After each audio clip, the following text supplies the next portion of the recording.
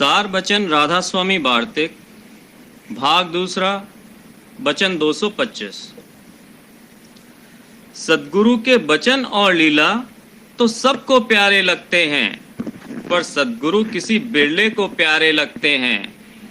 जिनकी प्रीत बचन और लीला के आश्रय है, उनका भरोसा नहीं है। पक्की प्रीत उनकी है जिनको सद्गुरु से प्रीत है, पर बचन और लीला की प्रीत वालों में से सद्गुरु की प्रीत वाले निकल आते हैं। यह भी सद्गुरु से प्रीत लगाने की सीढ़ी है। बचन 226। एक एक को बड़ा कहता है, यानी जिससे जिसका स्वार्थ है वह उसी की तारीफ करता है, पर इस तारीफ का एतबार नहीं है। यह ऐसे है जैसे गधे का रेंकना कि शुरू में तो खूब जोर से बोलता है और आहिस्ता आहिस्ता कम हो जाता है। जिसका यह हाल है, उसकी प्रीत का एतबार यानी भरोसा नहीं। प्रीत उसी की सच्ची है जो शुरू से आखिर तक एक सी रहे। बचन 227। जब से यह जीव पैदा हुआ है, तब से काल इसके संग है। गोया यह सूरत काल के संग ब्याही गई है। जब पति दुल्हन के लेने को आता है, तब कायदा है कि वह रोती है, और रोने से मुराद है कि मुझको जाने ना देवे, पर कोई नहीं रोक सकता है। इसी तरह जब काल आवेगा, यह सूरत हरचंद रोवेगी, पर कोई मदद नहीं दे सकेगा, और वह ऐसे रास्ते पर जाकर डालेगा जो बाल से भी बारीक है, और चींटी की भी ताकत नहीं जो उस पर चले। और सुरतें उस रास्ते पर जाने में कट कट के नीचे, जहां नरकों के कुंड भरे हैं, गिर गिर पड़ती हैं। और जैसी तकलीफ होती है उसका बयान नहीं किया जाता है। इससे संत सद्गुरु जीवों को बार बार दया करके समझाते हैं कि बाल से भी बारीक रास्ता है, और जो उसका खौफ है तो अपनी असलियत के हासिल करने में मेहनत करो, और उपाय उसका सिवाय सद्गुरु पूरे के और किसी के पास नहीं है। जब जीव सद्गुरु की शरण लेगा तो वह जो करनी मुनासिब है करा लेंगे, और ऐसे भयानक रास्ते से बचाकर अपनी गोद में बैठाकर निज स्थान में, जहां सदा आनंद प्राप्त होगा, वहां पहुंचा देंगे। सिवाय इसके और कोई उपाय नहीं है। बचन 228।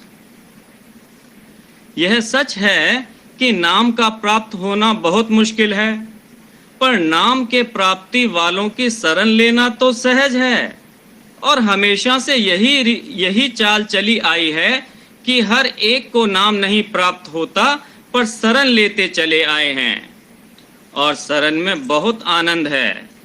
संतों के हाथ भी यह जुगत नहीं लगी, वह भी आप बन बैठे, पर यह जुगत जीवों के हाथ लगी है। बचन 229। जो कोई चाहे कि संत सद्गुरु की पहचान कर ले, और जो बातें की ग्रंथों में लिखी है उनसे विधि मिलावे, तो हरगिज नहीं मिलेगी और पहचान ना होगी। उसको चाहिए कि कोई दिन उनका संग करे, तब पहचान आवेगी, और कोई उपाय पहचान करने का नहीं है। बचन 230।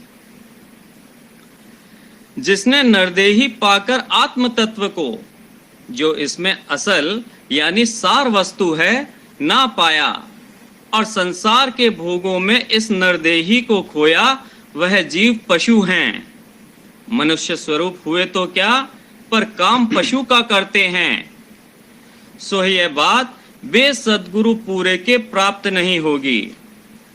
प्रथम तो सद्गुरु पूरे का मिलना मुश्किल है, और जो मिले तो भाव नहीं आता है। क्योंकि आजकल भेखों का यह हाल है कि अपने को पूर्ण ब्रह्म कहते हैं और जीवों को ज्ञान सिखाकर भरमाते हैं, और जो उनसे दरियाफ्त किया जावे कि तुमने ब्रह्म को किस जुक्ति से पाया, तो उसका जवाब नहीं देते हैं।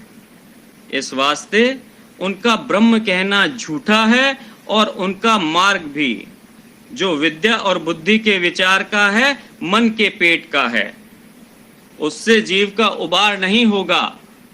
बड़भागी वही जीव हैं जिनको सद्गुरु पूरे मिल गए और निश्चय और प्रतीत अपनी बख्शी है और सेवा में लगाया है, क्योंकि जीव की ताकत नहीं है जो निश्चय ला सके या उनकी सेवा में ठहर सके।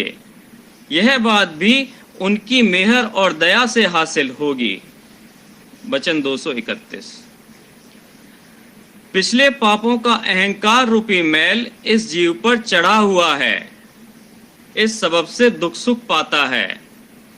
जब सद्गुरु वक्त के सन्मुख आवे तो वे अपने दया रूपी जल से मैल धोकर इस जीव को निर्मल कर लेवें और जो सदा सुख का स्थान है वहां पहुंचा दें। पर शर्त यह है कि यह उनके सन्मुख ठहरा रहे, और जो एक रोज को आया और 1 महीने को गैर हाजिर हो गया तो सद्गुरु क्या करें। यह बात उसी से बनेगी जिसको दर्द परमार्थ का होगा, बेदर्दी का काम नहीं है।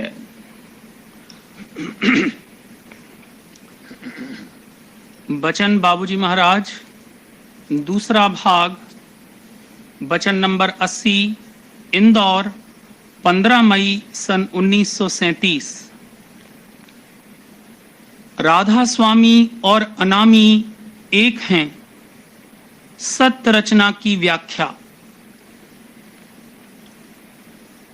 अनामी पुरुष चैतन्यता का एब्सोल्यूट यानी मुतलक समूह है, और जो चैतन्य उसके निकट था वो अंतर्मुख उसकी तरफ खिंच रहा था और खिंच खिंच कर उसमें तद्रूप हो रहा था। समूह और उसके निकट के चैतन्य में, जिसको भास कहते हैं, एक बहुत ही खफीफ सा फर्क था। एक हुबाबी गिलाफ से ढका हुआ था। गिलाफ भी चैतन्य ही था, सिर्फ ये फर्क कि अंतर का ज्यादा चैतन्य था और गिलाफ कम चैतन्य था। भास में से अंतर का चैतन्य ज्यादा और दूर तक खिंचा, और गिलाफ जो कि कम चैतन्य था कम खिंचा और दूर तक नहीं खिंच सका। इस बात को समझ लेना चाहिए कि खिंचे दोनों ही अंतर्मुख समूह की तरफ, मगर अंतर का चैतन्य ज्यादा खिंचा क्योंकि ज्यादा चेतन होने की वजह से उसमें खिंचने की ताकत ज्यादा थी। गिलाफ कम खिंचा। इससे ये मतलब नहीं है कि उस कशिश में कमी या कमजोरी थी या आ गई। कशिश तो वही थी, मगर खिंचने वाला कम खिंचा। उसमें उस कशिश को रिस्पॉन्ड करने की यानी असर पजीर होने की ताकत कम थी, इसलिए दूर तक नहीं खिंच सका, छूट गया। इस भाव में रा और खिंचने से एक प्रवाह रूप धारा सी बन गई, उस भाव में धा। इस तरह राधा उस भाव और अवस्था से भरी हुई और उसको जाहिर करने वाली धुन है। ऊपर जो कशिश के बारे में कहा गया है, उससे ये नहीं समझना चाहिए कि अनामी पुरुष कोई इरादा करके निकट वाले चैतन्य को खींच रहा था, बल्कि आप ही आप उसकी कशिश हो रही थी और निकटवर्ती चैतन्य उसमें खिंच रहा था। खींचने से यह भी नहीं समझना चाहिए कि अनामी का जो समूह मुतलक है उसमें कुछ बढ़ रहा था। वो जैसा था वैसा ही है और रहेगा, उसमें कोई तब्दीली या रद्दोबदल नहीं हुई। वो वक्त, काल, समय और वसत से रहित है। वो अनादि और अनंत है। वक्त और वसत बाद में पैदा हुए हैं। जो चैतन्य उसके निकट था उसमें रचना हुई। क्रिएशन का लफ्ज ज्यादा मौजू नहीं है। अनामी पुरुष उस रचना का रचनहारा है। निकटवर्ती चैतन्य यानी भास, जो कि एक हुबाबी गिलाफ से ढका हुआ था, उसमें तब्दीली या रद्दोबदल होकर रचना हुई। मगर वो रचना जो एक दफे हो गई सो हो गई, और अब न उसका विनाश होगा न उसमें कोई रद्दोबदल और तब्दीली होगी। वो दयाल देश की रचना है। उसका आदि है लेकिन अंत नहीं है। इसलिए ये गलत बात है कि जिसका आदि है उसका अंत भी है। जिसका अंत है उसका आदि जरूर है, मगर इसका उल्टा कि जिसका आदि है उसका अंत भी है, गलत है। दयाल देश की रचना के बाद वो रचना की गई जो कि सदा एक अवस्था में नहीं रहती है। उसका आदि भी है और अंत भी है। इसमें दो दर्जे हैं। एक तो वो जो सदा तो एक अवस्था में नहीं रहती, लेकिन बहुत काल तक एक अवस्था में रह सकती है। उसका अभाव होता है, मृत्यु नहीं होती। वो ब्रह्मांड की रचना है। दूसरी वो जो सदा एक अवस्था में भी नहीं रहती और बहुत काल तक भी उस अवस्था में नहीं रह सकती। जल्द जल्द अलग अलग और व्यक्तिगत मृत्यु होती है। वो पिंड देश है। पिंड में अलग अलग जन्मते हैं और अलग अलग मरते हैं। मृत्यु, विनाश और अभाव इन लफ्जों के एक से मानी नहीं हैं। इनमें दर्जात का जरा जरा सा फर्क है। अनामी पुरुष आप ही आप, अपने में आप समाया हुआ और रत है। वो परिपूर्ण है, जिसको अपने ज्ञान, रस और आनंद प्राप्त करने के लिए किसी की मदद की जरूरत नहीं। वो परिपूर्ण है। इसमें बहुत दर्जे हैं, मगर परिपूर्ण होने के लिए कम से कम शर्त यह है कि किसी की मदद की जरूरत न हो।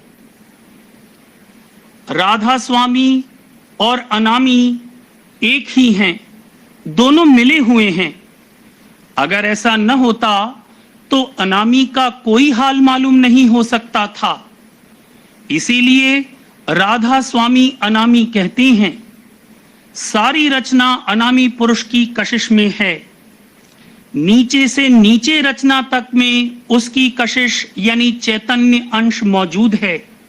चैतन्य से कोई खाली नहीं है। जिस कदर रचना का नीचे उतार होता गया, चैतन्य अंश गिलाफों में ढकता चला गया, यानी उस पर पर्दों पर पर्दे चढ़ते गए। गिलाफों की वजह से स्थूलता और मलिनता बढ़ती गई। अंतर के अंतर्गत तो वही शुद्ध चैतन्य है जो अपने अंशी यानी अनामी पुरुष से टूटा नहीं है। अगर टूट जाता तो फिर जुड़ नहीं सकता था और कभी लौट नहीं सकता था। मगर जिस गिलाफ में बैठकर वो कार्रवाई कर रहा है, उसके हिसाब से उस वक्त उसका खास रूप है, और इस तरह सब अलग अलग मालूम होते हैं। गिलाफ बेशुमार हैं। बाल और चमड़ी से लेकर अनेक तहें हैं।